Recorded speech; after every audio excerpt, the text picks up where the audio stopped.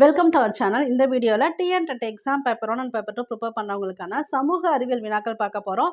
இந்த சேனலுக்கு first time வரீங்கன்னா சப்ஸ்கிரைப் பண்ணிடுங்க, பெல் ஐக்கானும் கிளிக் பண்ணிக்கோங்க. அப்போ தான் நாங்கள் போடுற வீடியோ இமீடியட்டாக உங்களுக்கு ரீச் ஆகும். இப்போ வீடியோக்குள்ளே போயிடலாம். கஜினி மஹமூதின் படையெடுப்பிற்கு முக்கிய காரணம் யாது? ஃபியூ செகண்ட்ஸ் டைம் தரேன், ஆன்சர் வந்து கெஸ் பண்ணுங்கள், அதுக்கப்புறம் நான் ஆன்சர் சொல்கிறேன்.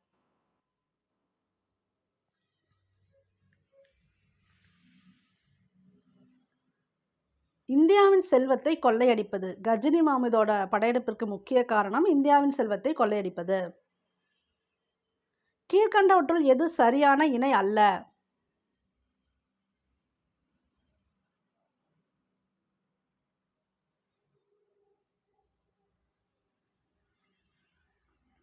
டோமிங்கோ பயஸ் சீனா கொடுத்துருக்காங்க இல்லையா, இது வந்து சரியான இணை அல்ல.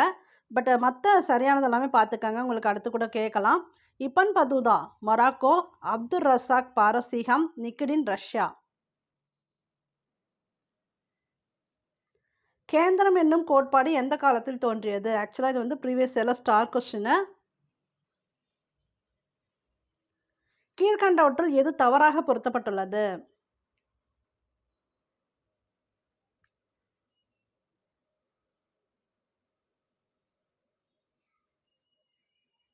வெள்ளசி ஜமீன்தார் முறை அப்படி கொடுத்துருக்காங்க இல்லையா, இது வந்து தவறாக பொருத்தப்பட்டுள்ளது. ஆக்சுவலாக ஜமீன்தார் முறை பார்த்தீங்கன்னா காரன்வாலிஸோடது தான். காரன்வாலிஸோடது நிலையான நிலவர திட்டம், இது கரெக்டு. தாமஸ் மன்ரோ ரயத்வாரி முறை கரெக்டு. அதே போல் ஜமீன்தார் முறையும் காரன்வாலிஸ் பிரபுவோடது தான். தவறான இணையை தேர்வு செய்க.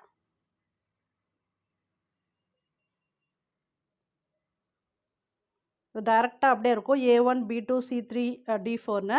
இதில் எது தவறான இணைன்னு செக் பண்ணிக்கோங்க, நான் ஆன்சர் சொல்கிறேன்.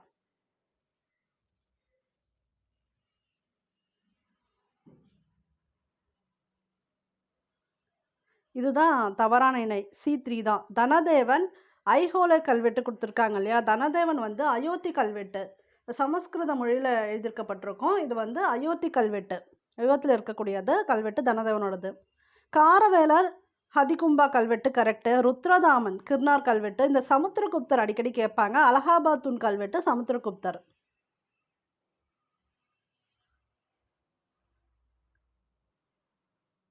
இது அப்படியே மேட்ச் பண்ணுங்க. அதாவது இவங்களை தூக்கிலிடப்பட்ட இடம் கொடுத்துருக்காங்க. இந்த பர்சன்ஸோட நேம் வந்து அடுத்ததுல காலமில் கொடுத்துருக்காங்க, செக் பண்ணுங்க.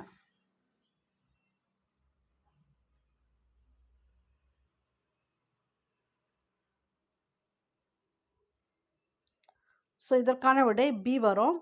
அதாவது கயத்தாறு வந்து கட்டபொம்மன் தூக்கிலிடப்பட்ட இடம். நாகலாபுரத்தில் யாருன்னு பார்த்தீங்கன்னா சிவசுப்பிரமணியம். பாஞ்சாலங்குறிச்சியில் செவத்தையா. திருப்பத்தூர் கோட்டையில் தான் மருது சகோதரர்களை தூக்கிலிட்டிருப்பாங்க. இது போல கேள்விகள் வந்து அடிக்கடி வருது ப்ரீவியஸ் இயர் கொஸ்டின்ஸ்லே, அதனால் பார்த்துக்காங்க. முகமது பின் காசிம் சிந்துவின் மீது படையெடுத்த ஆண்டு?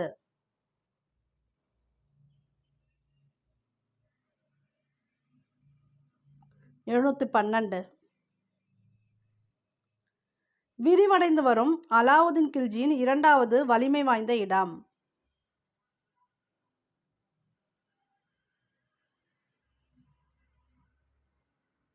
தௌலதாபாத். விரிவடைந்து வரும் அலாவுதீன் கில்ஜியின் இரண்டாவது வலிமை வாய்ந்த இடம் Daulatabad.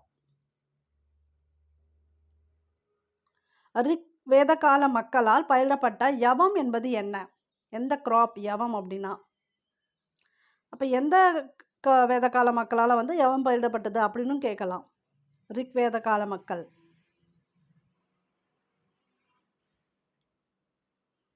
Barley. யவம்னா barley.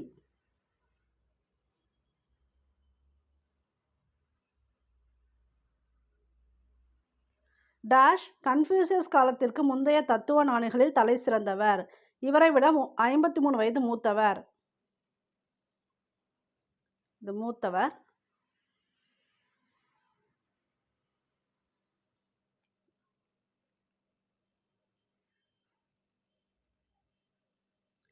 லாவோசே.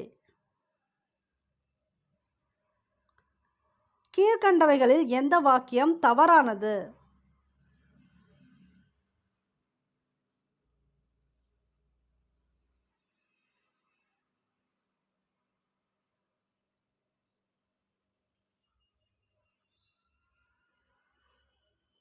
Last point தான் தவறானது. நாயக்க அரசர்களுக்கு தங்கள் அதிகாரத்தை தக்க வைத்துக் கொள்ள பாளையக்காரர்கள் உதவி புரிந்ததில்லை அப்படி கொடுத்துருக்காங்க இல்லையா? இந்த வாக்கியம் வந்து தவறானது. அப்ப சரியானது அப்படி எல்லாமே பார்த்தரலாம். பாளையம் என்ற சொல் ஒரு பகுதியே அல்லது ஒரு இராணுவ முகமையே அல்லது சிற்றரசை குறிக்கும். இது கரெக்ட்டு. அவர்கள் பரம்பரையாக 72 பாளையக்காரர்கள் இருந்திருக்கக்கூடும். பாளையக்காரர்கள் வரி வசூலிப்பதில் சுதந்திரமாக செயல்பட்டனர்.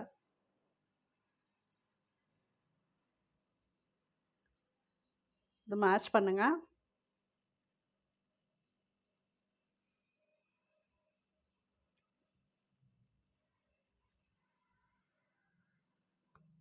கரெக்டான விடை வந்து பி. ஜில்லஸ்பி. ஜில்லஸ்பி வந்து வேலூர் கழகம், மஞ்சி சந்தால்கள், ஜாக்கோபியன் கழகம் ஸ்ரீரங்கப்பட்டணம், மங்கள் பாண்டே பராக்பூர். இதுவும் மேட்ச் தான். டிஎன்டெட் எக்ஸாம் ப்ரிப்பேர் பண்ணுறவங்களுக்கான சைக்காலஜி ஸ்டடி மெட்டீரியல் எங்ககிட்ட அவைலபிளாக இருக்குது. அதாவது பேப்பர் 1 அண்ட் பேப்பர் 2 2 பேருக்குமே பொருந்தும். இப்போ டிஆர்பியில் கொடுத்துருக்கூடிய நியூ சிலபஸ் படி 10 யூனிட்டுக்குமே எம்சிக்யூ டைப் கொஸ்டின்ஸ் கொடுத்துருக்கோம். கண்டிப்பாக இது வந்து உங்களுக்கு ரிவிஷன் பர்பஸ்க்கு யூஸ்ஃபுல்லாக இருக்கும். சைக்காலஜியில் முக்கிய கான்செப்ட்ஸ் எல்லாமே வந்து இந்த மெட்டீரியலே கவர் ஆகிடும். வாங்கிக்கோங்க. இது கூடவே என்ன உங்களுக்கு கிடைக்கும் அப்படிங்கிறத அடிஷ்னலாக சொல்லிடுறேன். அதாவது 2012லேருந்து 2025 வரைக்கும் பேப்பர் 2ல் கேட்கப்பட்ட ப்ரீவியஸ் இயர் சைக்காலஜி கொஸ்டின்ஸ் கிட்டத்தட்ட உங்களுக்கு ஒரு 780 கொஸ்டின்ஸ் வரும். இதே போலவே தமிழுக்கும் கொடுத்துருக்கோம். தமிழ் லாங்குவேஜ் கொஸ்டின்ஸும் 780 கொஸ்டின்ஸ். அதுவுமே பார்த்தீங்கன்னா 2012லேருந்து 2025 இப்போ ரீசன்ட் அப்டேட் வரைக்குமே கொடுத்துருக்கோம். இங்கிலீஷ்க்குமே அதே மாதிரி 780 கொஸ்டின்ஸ் வந்துடும். இது எல்லாமே ப்ரீவியஸ் இயர் கொஸ்டின் பேங்க்கு. தமிழ், இங்கிலீஷு, சைக்காலஜி 3த்துக்குமே உங்களுக்கு வந்துடும். சயின்ஸுக்கு பார்த்தீங்கன்னா 510 கொஸ்டின்ஸ் வரும். சயின்ஸுமே 2012லேருந்து 2025 வரைக்கும் நடந்த எக்ஸாமில் கேட்கப்பட்ட அறிவியல் கேள்விகள் வந்துடும். இது இல்லாமல் 10 யூனிட்டுக்கு psychology questions, MCQ type questions மொத்தமாக கிடைக்கும். ஸோ தேவைப்படுறது அப்படின்னா இந்த நம்பரை காண்டாக்ட் பண்ணி பர்ச்சேஸ் பண்ணிக்காங்க. கண்டிப்பாக அஃபோர்டபுள் ரேட்லேயே கிடைக்கும். இந்த நம்பரை காண்டாக்ட் பண்ணிக்காங்க. இப்போ ரிவிஷனுக்கு எல்லா ப்ரீவியஸ் இயர் கொஸ்டின்ஸும் பார்த்தீங்கன்னா ஒரு கிளியர் கட் ஐடியா கிடைக்கும். நீங்கள் டெஸ்ட் போல் கூட அதை அட்டன் பண்ணி பார்க்கலாம். Common TET exam, special TET exam prepare பண்ணுறவங்க கண்டிப்பாக வாங்கி பயன்பெறுங்கள். இதற்கான விடை டி வரும். ரஷ்யா 1636லேருந்து 1240 வரைக்கும். கியாசுதீன் பால்பன் 1666லேருந்து 1287.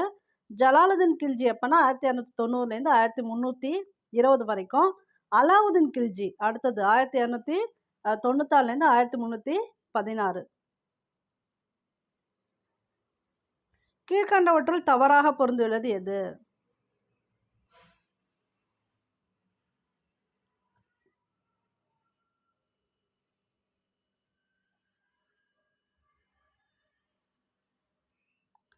ஸோ இதில் பாப்னா கழகம் மகாராஷ்டிரம் கொடுத்துருக்காங்க இல்லையா? இது வந்து இந்த பிளேஸ் தவறானது. பாப்னா கழகம் எங்கே நடந்துச்சுன்னா வங்காளத்தில் நடந்துச்சு. யாரால் ஆரம்பிக்கப்பட்டதுன்னா கேசப் சந்திரா ராய் அவரால் ஆரம்பிக்கப்பட்டது.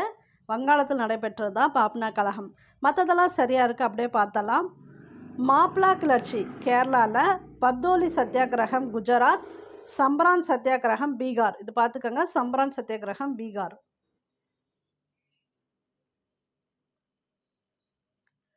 டேஷ் கிபி மாலவத்தை சார்ந்த யசோதர்மன் மூலமாக ஹூன் இனத்தவர்களது ஆட்சி இந்தியாவில் முடிவுக்கு வந்தது. எந்த ஆண்டு?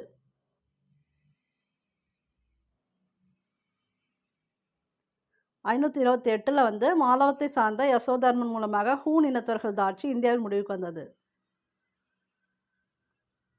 இது மேட்ச் பண்ணுங்க.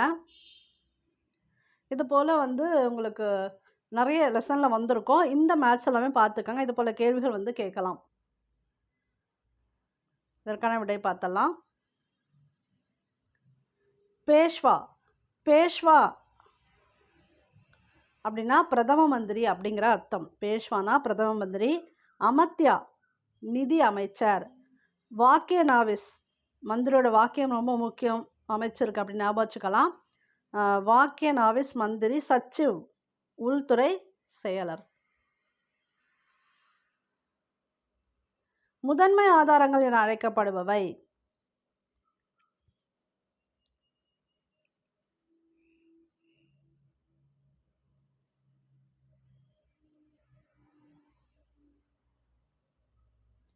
ஸோ இதில் முதன்மை ஆதாரங்கள் அப்படிங்கிறது இதை தவிர எல்லாமே இலக்கியங்கள் தவிர எல்லாம் கல்வெட்டு பொறிப்புகள், நாணய சான்றுகள், நினைவு சின்னங்கள் இது எல்லாமே பார்த்தீங்கன்னா முதன்மை ஆதாரங்கள்.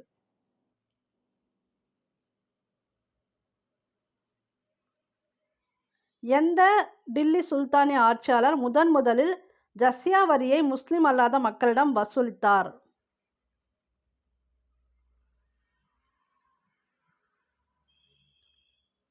குத்புதீன் ஐபக். எந்த டில்லி சுல்தானிய ஆட்சியாளர் முதலில் ஜஸ்யா வரியை முஸ்லிம் அல்லாத மக்களிடம் வசூலித்தார்? குத்புதீன் ஐபக்.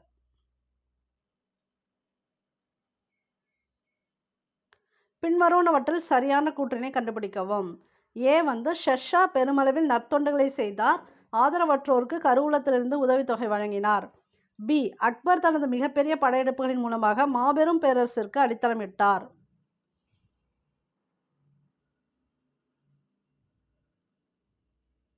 ஏவும் சரி, பியும் சரி. கீழ்காண்பவைகளில் அல்லது கீழே கொடுக்கப்பட்டவைகளில் எந்த சான்றுகள் முதன்மை சான்றுகளோடு தொடர்பு இல்லாதது? வாழ்க்கை வரலாறுகள். மற்றது எல்லாமே முதன்மை சான்றுகளோடு தொடர்பு கொண்டது. ஏற்கனவே பார்த்தோம் இல்லையா? கல்வெட்டுகள், நினைவு சின்னங்கள், நாணயங்கள். ஒரு ஆணுக்கான கல்வி என்பது அவனுக்கு மட்டுமே பயன்படும். ஒரு பெண்ணுக்கு வழங்கும் கல்வியானது ஒரு தலைமுறைக்கான கல்வியாகும். இந்த கூற்றை கூறியவர் யார்?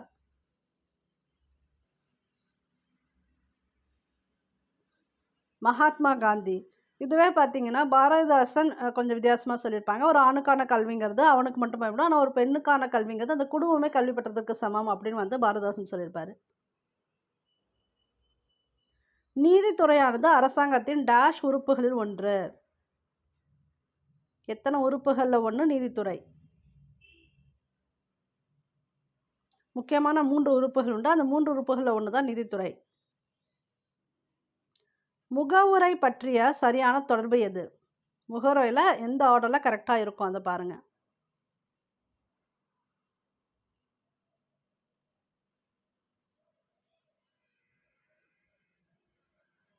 இறையாண்மை, சமதர்ம, சமய சார்பற்ற, ஜனநாயக குடியரசு.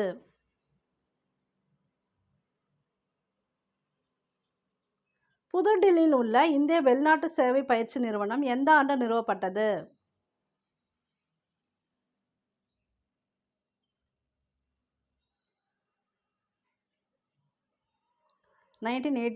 புதுதில்லியில் இருக்கக்கூடிய இந்திய வெளிநாட்டு சேவை பயிற்சி நிறுவனம் எந்த ஆண்டு நிறுவப்பட்டது? 1986.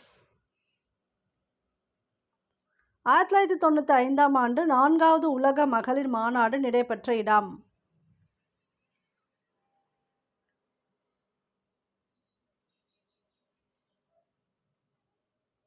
பெய்ஜிங். 4வது உலக மகளிர் மாநாடு நடைபெற்ற இடம் பெய்ஜிங். மத்திய ஆயுத காவல் படைகள் எந்த அமைச்சகத்தின் கீழ் செயல்படுகின்றன?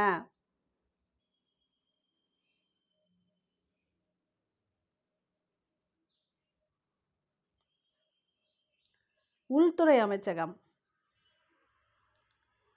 சரியான இணையை தேர்ந்தெடுக்கவும்.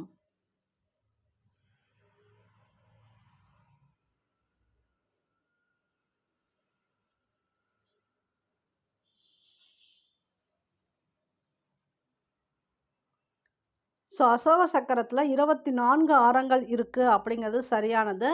அமைதிக்கு காவி கிடையாது. குடியரசு தினம் ஆகஸ்ட் 15 வராது, ஜனவரி 26 வரும். தேசிய பறவை நமக்கு மயில், மரகத புறா கிடையாது.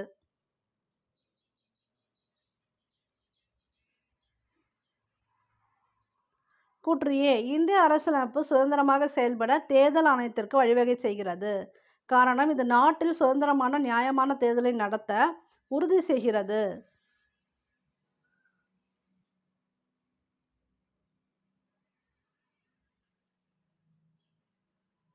ஏ மற்றும் ஆர் சரி. ஆர் ஏவை விளக்குகிறது. ஜப்பான் நாட்டின் பாராளுமன்றம் எவ்வாறு அழைக்கப்படுகிறது?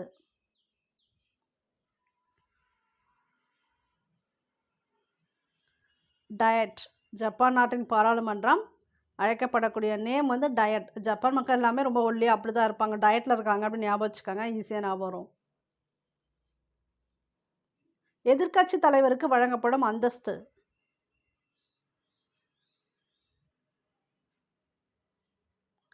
கேபினெட் அமைச்சர்.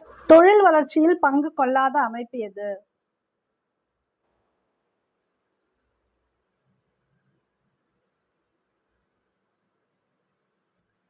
MEPZ, அதாவது மெட்ராஸ் எக்ஸ்போர்ட் ப்ராசஸிங் ஜோன். இது வந்து தொழில் வளர்ச்சியில் பங்கு கொள்ளாத அமைப்பு. இது ஒரு எக்கனாமிக் ஹப்பு. மற்றதெல்லாம் வந்து உண்டு. டிட்கோ, சிட்கோ, சிப்காட் இதெல்லாமே தொழில் வளர்ச்சியில் பங்கு கொள்ளக்கூடிய அமைப்பு. 1854 மும்பையில் நூல் மற்றும் நெசவு கம்பெனி யாரால் உருவாக்கப்பட்டது?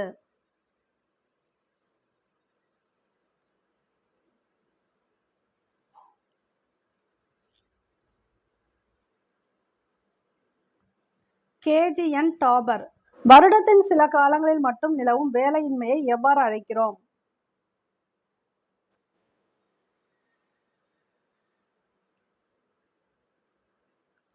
பருவகால வேலையின்மை.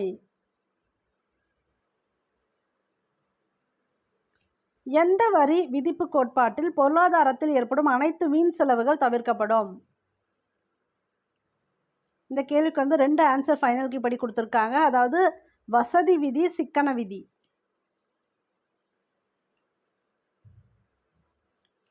GATTயின் 8வது சுற்றுக்கு என்ன பெயர்?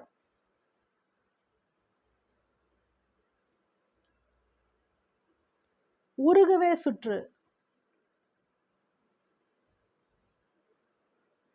டேஷ் என்பது ஒரு அலகு பணம் மூலம் வாங்கக்கூடிய பொருள்கள் அல்லது சேவைகளின் அளவின் அடிப்படையில் செலுத்தப்படும் நாணயத்தின் மதிப்பு ஆகும்.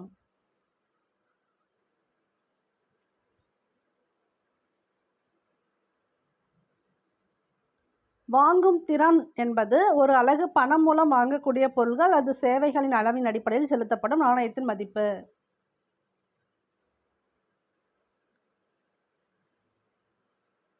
21ஆம் நூற்றாண்டின் முதல் உயர் பணவீக்கத்தை எதிர்கொண்ட நாடு எது?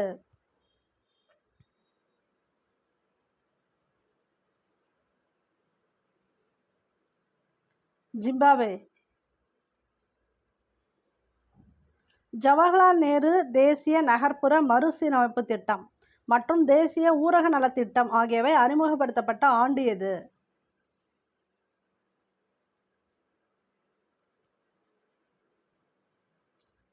2005. ஜவஹர்லால் நேரு தேசிய நகர்ப்புற மறுசீரமைப்பு திட்டம், தேசிய ஊரக நலத்திட்டம் 2005. வெப்ப காற்றுத்திரளையும் குளிர்காற்றுத்திரளையும் பிரிக்கும் எல்லை.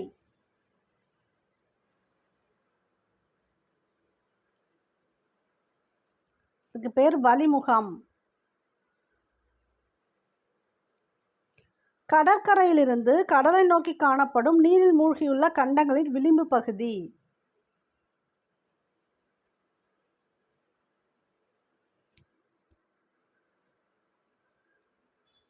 கண்டத்திட்டு. கடற்கரையிலிருந்து கடலை நோக்கி காணப்படும் நீரில் மூழ்கியுள்ள கண்டங்களின் விளிம்பு பகுதி கண்டத்திட்டு.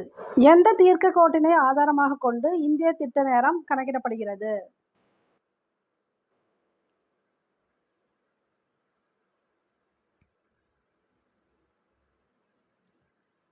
82 1/2 டிகிரி ஈஸ்ட். மேற்கு அண்டார்டிகாவில் காணப்படும் செயல்படும் எரிமலை எது?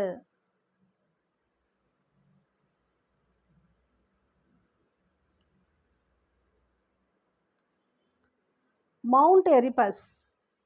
மேற்கு அண்டார்டிகாவில் காணப்படும் செயல்படும் எரிமலை மவுண்ட் எரிபஸ்.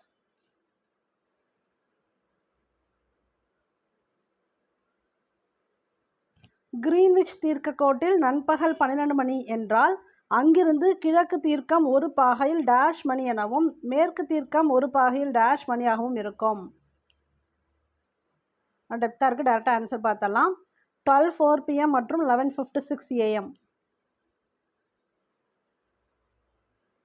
கீழ்கண்டவற்றுள் எந்த பீடபூமி பகுதியானது கிரானைட் பாறைகளால் ஆன அரைக்கோள வடிவ முகடுகளை கொண்டுள்ளது?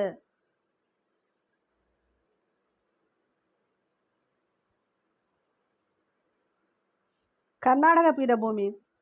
எந்த பீடபூமி பகுதியானது கிரானைட் பாறைகளால் ஆன அரைக்கோள வடிவ முகடுகளை கொண்டுள்ளது அப்படின்னா கர்நாடக பீடபூமி. கீழ்கண்டவற்றில் ஒன்று காலநிலை மாற்றத்தின் விளைவு அல்ல.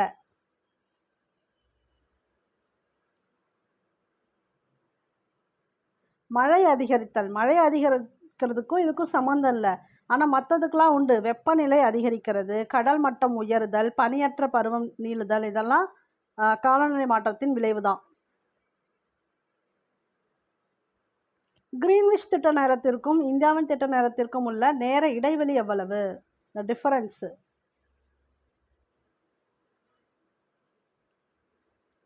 இது ப்ளஸ் 5.30 மணி நேரம்.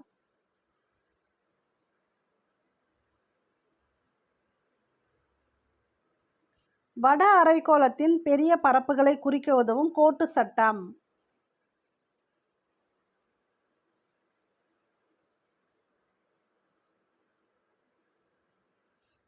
துருவ உச்சிக்கோட்டு சட்டம். வட அரைக்கோளத்தின் பெரிய பரப்புகளை குறிக்க உதவும் கோட்டு சட்டம் துருவ உச்சிக்கோட்டு சட்டம். இந்தியாவின் இப்பகுதி கிராண்ட் பள்ளத்தாக்கு என அழைக்கப்படுகின்றது.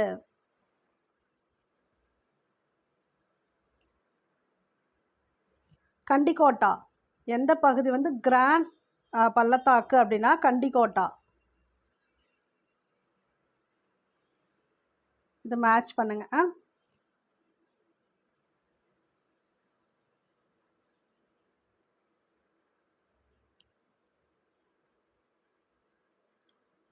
இதுலேருந்து நிறைய கேள்விகள் வரலாம், ப்ரீவியஸ்லையும் கேட்டிருக்காங்க. அதாவது அமேசான் வந்து எங்கன்னா தென் அமெரிக்கா, மிசிசிப்பி வந்து வட அமெரிக்கா. அமேசான் தென் அமெரிக்கா, மிசிசிப்பி வட அமெரிக்கா. கங்கை தெரியும், இந்தியாவில் இருக்குது. நைல் நதி எகிப்து. உலகிலேயே மிக நீளமான நதி வந்து நைல் தான், அது இருக்கக்கூடிய இடம் எகிப்து.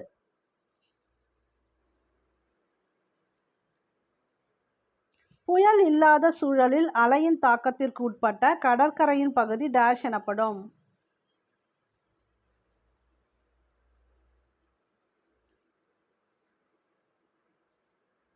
முன் கடற்கரை எனப்படும். சரியான வாக்கியத்தை கண்டறிக.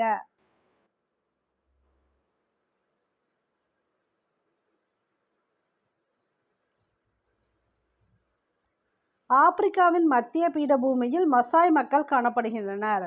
ஆப்பிரிக்காவின் மத்திய பீடபூமியில் இருக்கக்கூடிய மக்கள் வந்து மசாய் மக்கள். கடிகார திசையில் சுற்றும் கோள்கள் எவை?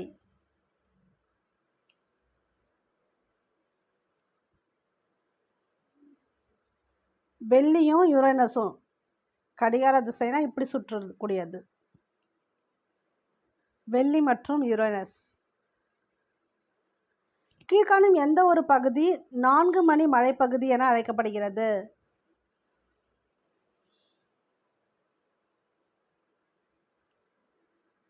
நிலநடுக்கோட்டு பகுதி.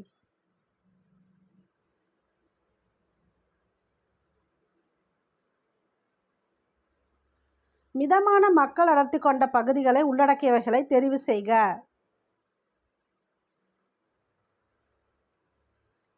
இது எதுவும் டைரக்டாக ஆன்சர் பார்த்தலாம். இல்லை ஏ, பி மற்றும் சி மட்டும் மூணுமே.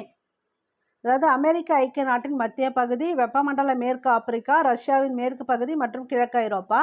இந்தியாவில் தக்கான பீடபூமி, மத்திய சீனா, மெக்சிகோ பீடபூமியின் தெற்கு பகுதி, வடகிழக்கு பிரேசில், மத்திய சிலி, வெப்பமண்டல மேற்கு ஆப்பிரிக்கா, ரஷ்யாவின் மேற்கு மற்றும் கிழக்கு ஐரோப்பா பகுதி.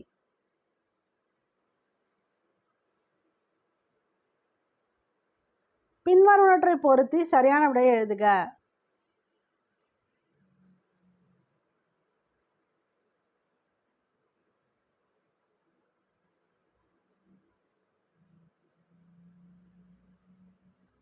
இதற்கான விடை ஏ. அதாவது கோடா அப்படின்னா இசைக்கலைஞர்கள்னு அர்த்தம். குறும்பர்கள் வந்து மாயவித்தை மற்றும் மந்திரம் செய்பவர்கள் வந்து குறும்பர்கள். இருளர்கள் வந்து பாம்புகளை பிடித்து பாம்பு விஷத்தை சேகரித்தல், இந்த ஒர்க் பண்ணிட்டு இருந்திருக்காங்க. அடுத்து பாலியான் அப்படின்னா உணவு சேகரிப்போர்.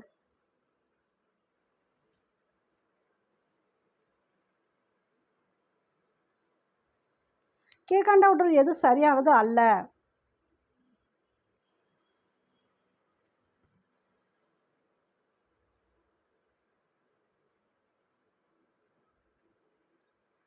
மத்திய பிரான்ஸ் சோன்டா கொடுத்துருக்காங்க இல்லையா, இது சரியானதல்ல.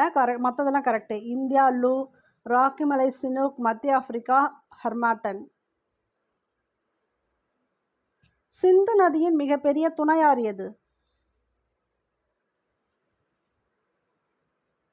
சினாப். சிந்து நதியின் மிகப்பெரிய துணையாறு சினாப். சிசின்னு வருது, ஞாபகம் வச்சுக்கலாம். பின்வரும் ஒன்றில் எது வெட்டுதல் மற்றும் எரித்தல் வேளாண்மை? இடப்பெயர்வு வேளாண்மை. வெட்டுதல் மற்றும் எரித்தல் வேளாண்மை, இடப்பெயர்வு வேளாண்மை. கீழ்கண்டவற்றுள் எந்த கோள் முக்கியமாக மீத்தேன் வாயுவை கொண்டுள்ளதால் நீலப்பச்சையாக தோற்றமளிக்கிறது? இந்த கோள்கள் பற்றிலாம் பேப்பர் 1 ப்ரிப்பேர் பண்ணுறவங்க பார்த்துக்காங்க, கண்டிப்பாக கேள்விகள் வரும். மீத்தேன் வாயுவை கொண்டுள்ளதால் நீலப்பச்சையாக தோற்றமளிக்கும் கோள் எது? யுரேனஸ். இந்தியாவில் எந்த மாநிலத்தில் ரயில் போக்குவரத்து இல்லை?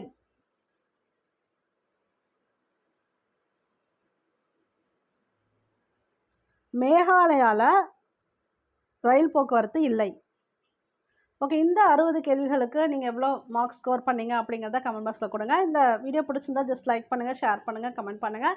இந்த சேனலுக்கு ஃபஸ்ட் டைம் வந்திருக்கீங்கன்னா சப்ஸ்கிரைப் பண்ணிடுங்க, பெல் ஐக்கானும் கிளிக் பண்ணிக்காங்க. அப்போ தான் நாங்கள் போகிற வீடியோ இமீடியட்டாக உங்களுக்கு ரீச் ஆகும். தேங்க்யூ ஃபார் வாட்சிங்.